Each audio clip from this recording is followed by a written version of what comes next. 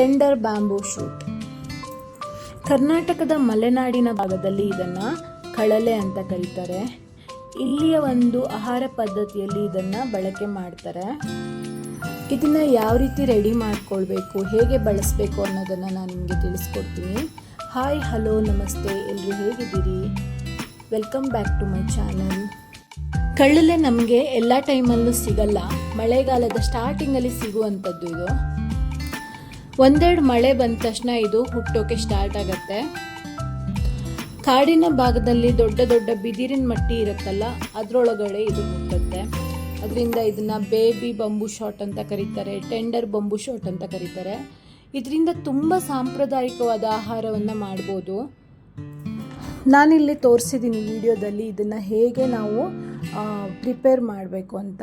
ಫಸ್ಟಿಗೆ ಅದ್ರ ಮೇಲಿರೋಂತಹ ಎಲ್ಲ ಸಿಪ್ಪೆಗಳನ್ನು ತೆಗೆದು ಈ ರೀತಿ ನೀಟಾಗಿ ಹೆಚ್ಕೊಳ್ಬೇಕು. ಈ ರೀತಿ ಹೆಚ್ಚಾದಮೇಲೆ ಇದನ್ನು ಹಾಗೆ ಉಪಯೋಗಿಸೋಕ್ಕೆ ಬರಲ್ಲ. ಇದಕ್ಕೆ ಕೆಲವೊಂದು ಪ್ರೊಸೀಜರ್ಗಳಿದೆ, ಯಾಕಂದರೆ ಇದು ಸ್ವಲ್ಪ ವಿಷಪೂರಿತವಾಗಿರುತ್ತೆ.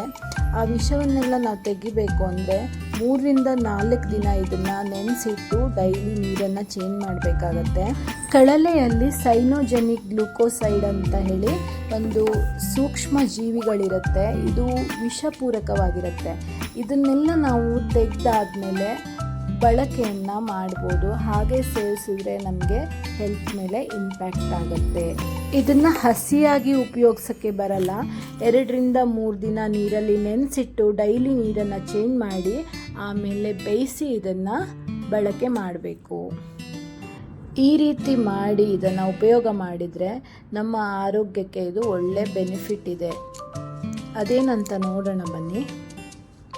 ಕಳಲೆಯಲ್ಲಿ vitamin B6, E, C and B1ಗಳು ತುಂಬ ಹೇರಳವಾಗಿದೆ.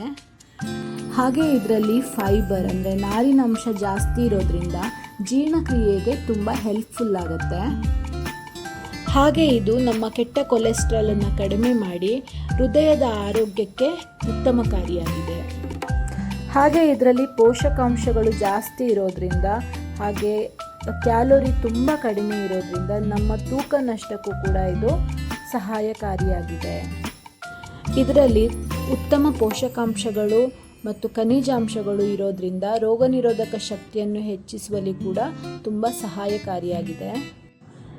ಇದರಲ್ಲಿ ಕೊಬ್ಬು ಮತ್ತು ಸಕ್ಕರೆ ಅಂಶ ತುಂಬ ಕಡಿಮೆ ಪ್ರಮಾಣದಲ್ಲಿರೋದ್ರಿಂದ ಮಧುಮೇಹಗಳಿಗೆ ಇದು ಉತ್ತಮವಾದ ಡಯಟ್ ಫುಡ್ ಅಂತ ಹೇಳ್ಬೋದು. ಇದರಿಂದ ನಾವು ಹಲವಾರು ಪದಾರ್ಥಗಳನ್ನು ಮಾಡ್ಬೋದು. ಅದು ಯಾವ್ದು ಅಂತ ನೋಡೋಣ ಬನ್ನಿ.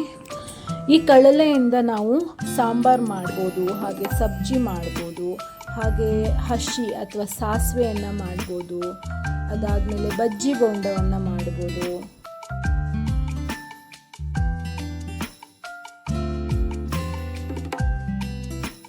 ಆಲ್ರೆಡಿ ನಾನು ಕಳಲೆ ರೈಸ್ ಬಾತ್ ಮತ್ತು ಕಳಲೆ ಸಬ್ಜಿ ಆ್ಯಂಡ್ ಕಳಲೆ ಪಲ್ಯವನ್ನು ಮಾಡುವಂತಹ ರೆಸಿಪಿಯನ್ನು ನನ್ನ ಚಾನಲ್ನಲ್ಲಿ ನಾನು ಹಾಕಿದ್ದೀನಿ.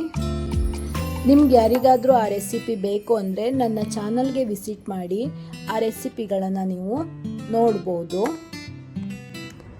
ಈ ಕಳಲೆಯನ್ನು 1 ಇಯರ್ವರೆಗೂ ನಾವು ಉಪ್ಪಲ್ಲಿ ಹಾಕಿ ಸ್ಟೋರ್ ಮಾಡ್ಬೋದು. ಅದಕ್ಕೆ ಬೇರೆ ರೀತಿ ವಿಧಾನ ಇದೆ. ಅದಕ್ಕೆ ಯಾವುದೇ ರೀತಿ ನೀರನ್ನು ತಾಗಿಸ್ಬಾರ್ದು.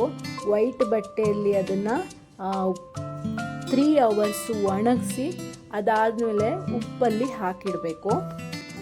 ನೋಡಿ, ಇವಾಗ ಕಳಲೆಯನ್ನು ಪೂರ್ತಿ ಹೆಚ್ಕೊಂಡಾಯಿತು. ಇದನ್ನು ಚೆನ್ನಾಗಿ ಒಂದು 3 to 4 ಟೈಮು ಚೆನ್ನಾಗಿ ತೊಳಿಬೇಕು. ಇದರಲ್ಲಿರುವಂತಹ ಟಾಕ್ಸಿಕ್ ಅಂಶ ಎಲ್ಲ ಹೋಗಬೇಕು. ಇದಾದಮೇಲೆ ನೀರನ್ನು ಹಾಕಿ ಹಾಗೆ ಮುಚ್ಚಿಡಬೇಕು.